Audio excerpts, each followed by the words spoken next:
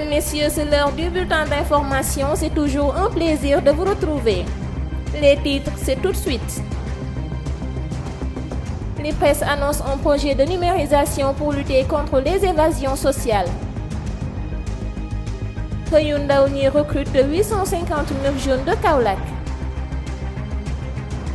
Paiement des factures à la Sénélec, la date limite reportée au 15 octobre 2021. Retrait des cas rapides Ndiaga Ndiaye déclaré par le ministre Mansour Faye. Voilà pour les titres, restez avec nous, le développement c'est tout de suite.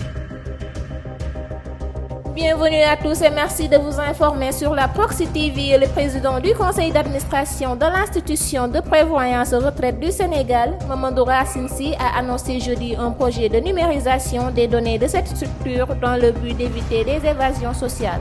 Le but de ce projet est d'engager le processus de rapprochement entre l'IPRES et la Caisse de sécurité sociale en mettant en place une plateforme technologique sécurisée et une banque de données commune entre les deux institutions. M. Sy s'entretenait avec des journalistes pour faire le point d'une tournée qu'il a effectuée dans les régions du pays pour rencontrer les associations de retraités. Afin de mesurer les effets de la crise sanitaire du coronavirus sur les personnes du troisième âge, il soutient que le Sénégal est le seul pays d'Afrique où il existe deux caisses de sécurité sociale qui s'adressent à la même population, l'IPRES et la Caisse de sécurité sociale.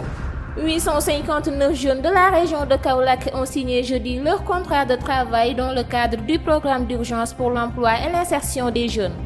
La cérémonie de signature de ces premiers contrats pour cette région du centre du pays s'est déroulée sous la présence du ministre de l'Emploi, de la formation professionnelle, de l'apprentissage et de l'insertion, Dame Mbodj. Ces contrats de travail d'une durée de 2 ans renouvelables concernent le cadre de vie, le tourisme, l'environnement, la santé et les sports. Le département de Kaolack bénéficie d'un quota de 331 contrats contre 336 pour Nioro et 192 pour Guinguinéo. La cérémonie de signature des contrats a vu la présence du ministre de la Jeunesse, Néna Fatoumata Tall, et de son homologue de l'économie numérique et des télécommunications, Yankoba Diatara, ainsi que les autorités administratives.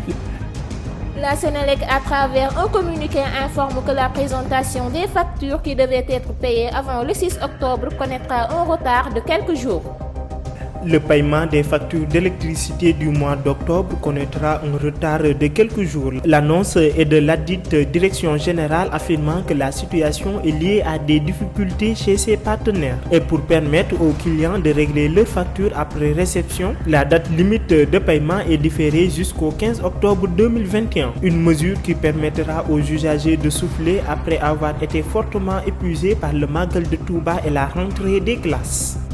Nous terminons l'actualité nationale avec le ministre des Infrastructures, des Transports terrestres et du Désenclavement, Mansour Faye, qui a annoncé hier, jeudi 30 septembre, le retrait des cars rapides et Ndiaga Ndiaye. Il a également annoncé l'entrée de 3000 cars d'ici la fin de cette année.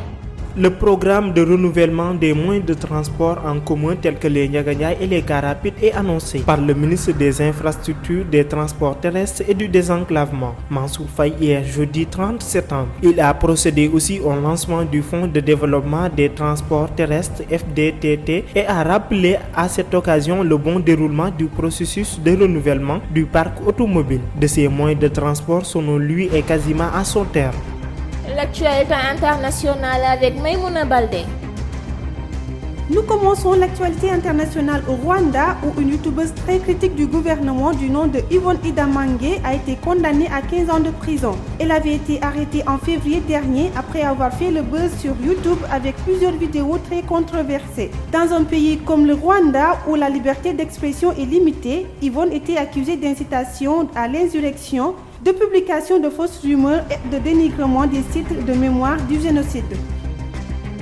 Autre actualité du jour, le passeport devient obligatoire pour tous les ressortissants de l'Union européenne et donc les Français non-résidents qui souhaitent se rendre sur le sol britannique.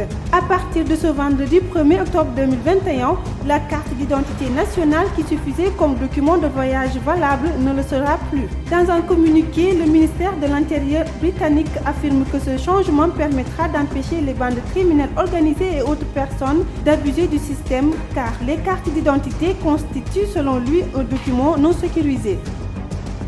Nous terminons l'actualité internationale aux États-Unis où le chef de l'État Joe Biden tient ce vendredi 1er octobre 2021 une importante promesse de campagne. Il fait passer à 125 000 par an le plafond des réfugiés qui peuvent entrer aux États-Unis et ce alors que la question de la politique migratoire continue de diviser au sein du Parti démocrate. Amis et fidèles téléspectateurs, c'est la fin de ce journal. Merci de l'avoir suivi. Merci de votre fidélité.